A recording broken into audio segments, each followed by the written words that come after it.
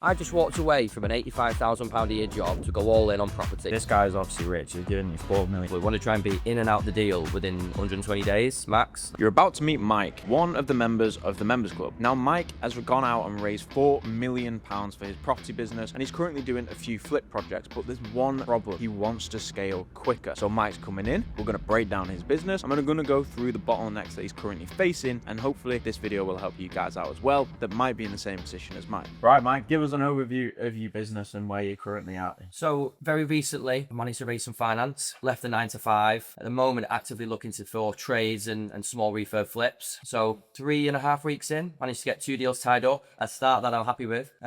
Constantly working on finding new deals, working with sources and trying to build the pipeline mainly at the moment. How did you raise finance and how much did you raise? I've managed to raise a facility of £4 million in year one, which I'm made up with. It kind of is strange how it came about, to be honest. It's sort of someone I half knew or friends of friends. Got chatting at a wedding in September. He's into property, did a few other bits himself as well. And just stayed in touch since then. And I've been sort of posted on socials, LinkedIn, Instagram, that type of stuff. And they've sort of reached out a few times and chatted over that period. And yeah, I just reached out to him a month ago. I had a sit down, coffee, shook hands there and then, and we've got a company set up. So like biggest things for raising finance, I always say, is your network, which that guy comes underneath that. Your network. He's already in your circle. You've met him at a wedding, whatever that is. You've got personal branding. Obviously, this guy was in your network and you built a personal brand, and then he's seen the personal brand as well, which is awesome. Absolutely. The next things I would say for raising money is proximity. So getting in proximity with rich people. This guy is obviously rich. He's giving you 4 million quid. So like, where does this guy hang out, right? Like, these are all the different ways of raising money. And then obviously we have TMC as well, where we can help people raise money. And there's obviously people in there. You've done joint ventures with other people inside TMC, yeah, which is fucking crazy. So this is the finance side all sorted. What is the biggest bottleneck in your business right now? You've just left your 9 to 5. We spoke the other week that the transition from going from your 9 to 5 to full-time property is pretty hard because property is not fast. Like, it's slow. Like, it's not everyday intense like an agency would be. But like, what is your biggest bottleneck at the minute? I think at the moment it's finding enough deals ultimately at the right price. It's a fairly new problem for me to have in a way, because obviously over the past few years it's always been find a deal, renovate it, flip it, etc. Then you have a period where you've not got the facility to buy anything else. So it's a nice problem to have, but it's a new problem to sort of navigate and figure out. So it's getting the volume in currently is where we're bottleneck. And your strategy for deploying this cash is obviously to buy super below market value. Yeah. And then he would put into auction or put on the open market with no refurb and just take a flip. That's right. Yeah, looking at, like you say, motivated sellers, people who need to move quickly, where we can provide the service, obviously, for a discounted purchase price. Don't really want to be getting into any big refurbs, to be honest. The back-to-brick refurbs, they take too long, in my opinion, so it's about recycling the cash as quickly as possible. We want to try and be in and out the deal within 120 days, max. That's the goal. Maybe new carpets, decorating, staging, probably maximum, really. We don't want to be doing any more work than that. So, and sometimes it may not even need that, as, if it's a probate property, it'll stay as it is and probably go on the open market. 100%. So for the deals side, the way I always break down finding deals with my team and other people that I speak to, especially with you because it's trading, it's all off market, the biggest things I'd be focusing on is your direct to vendor. So within this, you've got fucking letters that you post. Like we spoke about this last week, of just having 1,000 letters in your car, in your house, and driving past people's houses that look derelict. Yeah. Letters is a big one. A lot of people, like us back in the day, we used to post 1,000 every weekend. Like, people have lives, your misses, and all of that sort of stuff. It's sometimes not attainable, but if you want a huge volume and pipeline of deals, letters is the best way. Obviously, when we spoke with Ollie Adams on webinars and we say, what is the way you would get deals if you had to start right now? You'd spend 50 hours a week posting letters. Yeah, literally a huge thing. Obviously, within this is your network as well. For your direct to vendor stuff, for like network is massively important, obviously for the finance, but also for finding deals, going to events and fucking just meeting new people. I think another one as well that people don't speak about in the property industry that we again spoke about last week on a TMC call is ads. 100%. You've got like huge companies spending £250,000 on Google ads, Facebook ads, and all that sort of stuff for Google, and then let's say Meta. So Instagram and Facebook, like, you're never going to compete with these guys on Google because the cost to get the cost for acquisition is like £3,000 based on speaking to all these other people. So meta ads are obviously very, very good, but the quality of the leads is a lot less. So I think for you, in terms of the deals, it's 100, like you've got so much time now, free time, 100% just be focusing on all the D2V shit. It's post as many letters as humanly possible. Increasing the size of your network. Obviously, the deal that you just got in Manchester, for example, no, not the one in Manchester, the other one was through your fucking network. It was through your finance guy who knew someone and all of that different stuff. I think when, especially you probably relate to this, when people know you're in the market and you've got cash to deploy, I think and the more that you buy, I think it's probably easier and it'll snowball. So I think, like you say, it's about increasing that network and making sure everyone knows that you're looking for the certain types of houses, aren't you? 100%. Another thing I would do in your position is sources. Every single deal sourcer in the country should know who you are, what you want, how much cash you've got to spend. And 99% of deal sourcers are a bag of shit. They're just shit. Most of them take your source fees and don't pay you back. So obviously be careful with that sort of stuff, as I know you will. But deal sourcers, some of them are really good. Some of them are fucking great. Some of the biggest, cash buyers in the country get all of that stock, 60, 75% of their stock from sources. So that's a big thing. 100%. But I think something else on deals, we spoke about it in previous stuff. It's not always every single property deal that gets passed across your desk works at the right price.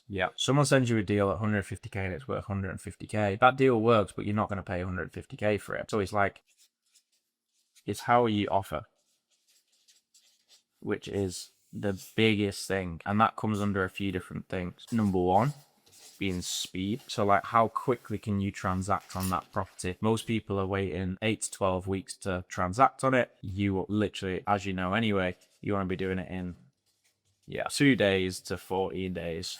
100%. That's how you're going to buy something for 100k worth 150. And then you create your margin, you finance it through this guy, and you took it into auction and make your cash. The next thing is like trust of the outcome. So I remember I've said this a few times on webinars, but this is like Amazon, for example. Like, why do people buy that microphone of Amazon rather than just going into a random shop? Well, if I go on Amazon, that's going to get delivered to me sometimes today, most of the time tomorrow. So speed, 100%. That's why I'm not buying it from courier. I'm also going to buy it from Amazon because I trust them, because they've got fucking millions in reviews. They're huge. And I'm also going to buy because my dream outcome is to have that microphone sat on this table right now ASAP, and I'm going to get it with Amazon. That's the same with how you offer. You offer with speed, trust, certainty, and then this guy who is the vendor, they get their dream outcome because you're going to buy the house quick. They might not get the price they want, but the biggest thing that a lot of people don't realize is you are not competing on price. You're competing on all these different things. You're competing against timeline, the trust that you're actually going to deliver, and then the guy gets the dream outcome. So some people offer 150, you've offered 100, they're going to have a survey, they're going to get the searches, 3 months down the line, mortgage offer pulls out, down val, they're going to buy it at 135. You're buying it at 100 grand, but you're giving the guy the cash in 2 days. And you're going to send him that money. So he's obviously going to fucking accept it 100%. So I think that's a massive thing. Your main focus right now needs to be the deal front. I think one thing that I found over the last maybe 3 or 4 weeks, speaking to more like direct to vendor stuff and sellers from ads that are running, I think you've got to try and, really knuckle down and identify their issue and their pain point. 100%. So if it's like financial, the house is going to get repossessed, you need to find a solution to that problem. And if you can find a solution and provide that solution, I think that's where you create the value for them. So the price they get isn't as always important as like you say, this turnaround time. 100%. You need to know why they're selling, and also that protects you as well, because if someone goes, I'm selling because I've gone to refinance it, but the mortgage company won't offer me a mortgage anymore, it's like, right, what's happened? Has the house got subsidence? Why is that? Exactly. 100%. Something else on deals, but also on finance. You probably don't need to raise any more money, let's be honest. But something else on deals, which is absolutely huge, is personal branding. Thank God. Now, what are you doing with your personal brand? Got some plans, haven't we? So at the moment, it's probably in its very early stages. I think I've probably got a personal brand to people that I know, and in a very, maybe in the scheme of things, a small network, which is probably taking a bit of time to build up, but I'm quite happy with where that is at the moment. I suppose if you speak to any of my friends, family, extended friends and family, what's he doing? They'll know I'll buy a property off them, or if they've got someone to sell a property, they'll know they'll come to me. I think it's trying to build that much wider, Instagram, LinkedIn, I want to be, one of the people think of when they come across a deal where it's need to move quickly. They want to think of me or my name and send that over. Yeah, 100%. So I think the big two, especially for deals, I think LinkedIn's a really good shout. But also for finance, most people don't know LinkedIn is like the holy grail of raising money. Yeah, property. agreed. Where else can you walk into a room with 1,000 people, you can't control the 1,000 people that are in that room. You just can't control who's going to be there or how many you can speak to. On LinkedIn, you can connect to 1,000 people, and all of them can be CEOs, directors, high net worth individuals that you can just speak to instantly. Like you basically have their phone number because they're on LinkedIn. You can just direct message them straight up and ask them for a meeting or a coffee or see if they're interested. So definitely for finance. I think one thing to add on that as well, I think you probably know this better than anyone, Aston. I think if you can display what you're doing on LinkedIn and you've got that proof of concept, you're doing deals already, it makes that conversation so much easier rather than, me reaching out. Don't get me wrong, it's doable. But if you reach out to me and ask me, oh, that looked like a good deal, like what, that type of thing, I think that makes the whole, or if you speak to someone and they can, in a few clicks, see all the deals you've done for the last 6 months, it just provides them a lot more comfort, doesn't it? I think it makes that pitch 10 times easier. 100%. So yeah, I think that's pretty clear what you need to do. To be honest, you've got so much time. You may as well just fucking go and post a load of D2B letters, get around the right people who are looking to sell this stock. Again, I mean, I'm not sure how you're going to go searching for people that are divorced and want to sell their house, but that comes back to this. It's a huge pain point as to why someone is selling the house. Yeah. Probate.